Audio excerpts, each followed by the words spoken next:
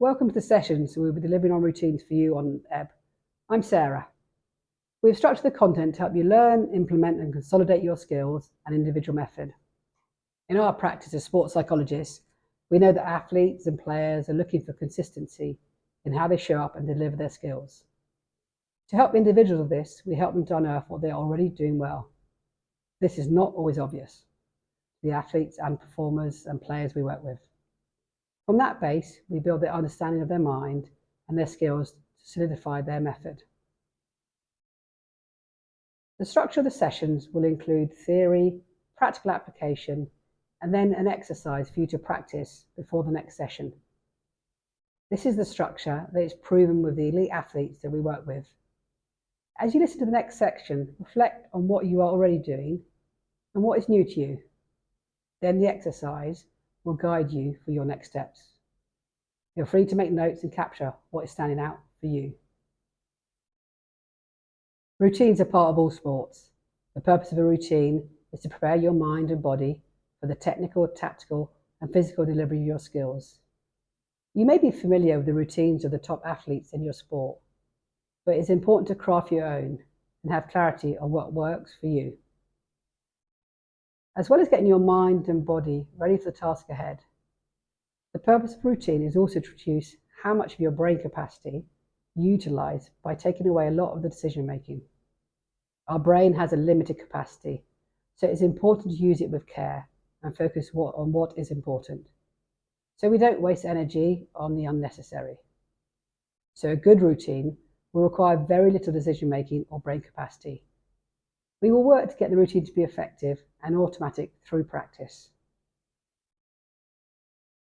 There are different types of routine. You will need one for pre-competition and during competition. You might also consider having a resetting or an emergency routine for when it feels like the wheels have come off.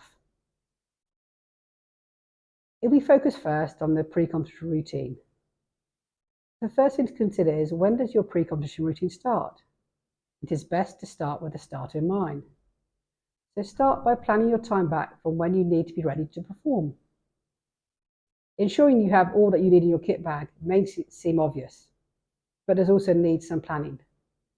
This is often done the night before. On the actual day of competition, work backwards from the start time, thinking of what you will do immediately prior to the start of your competition. Areas to consider for this time include 3 elements. First, choosing what you are paying attention to. This may relate to what your aims, measures of success are for that day. Secondly, headline keywords, focusing on the process you want to deliver. And thirdly, the ability to move your attention to external factors and away from internal elements. By doing this, you should be ready to have one focal point which has a constructive focus. Here are some examples for each of the 3 elements. Don't worry if it's not from your sport. These are examples to help guide your learning. So your intentional aim for the day could relate to, for example, the number of assists, the runs you score, a PB, your first serve percentage, for example. Examples of headline cues are scanning the pitch, soft eyes, watching the ball, or focusing on having power before a scrum.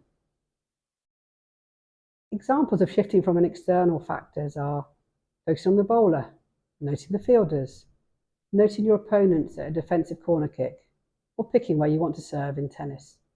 There's some examples. Hopefully, you already have started to reflect on what you do before you compete. And as I've been speaking, some elements have reminded you of things you're already doing, whilst others have triggered some interest in how you might apply them.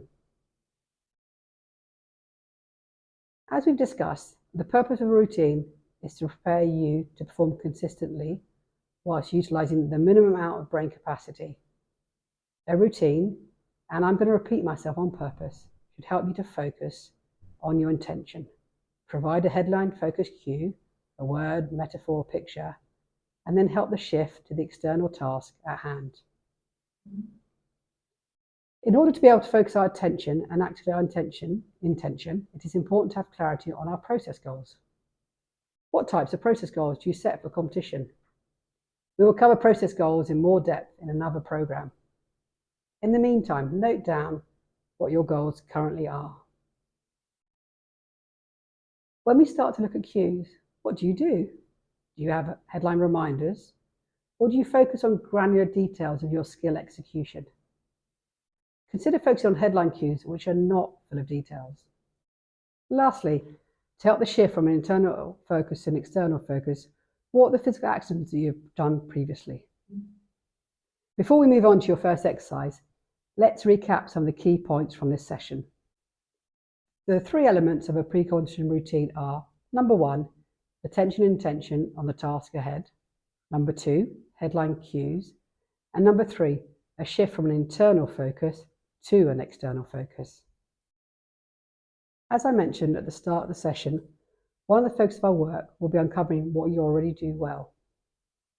This will be the main focus of the exercise. Success creates data, and that data needs to be mined.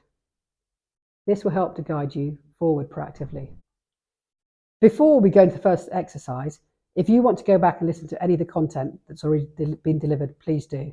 There's no expectation that you're going to pick up everything on the first go.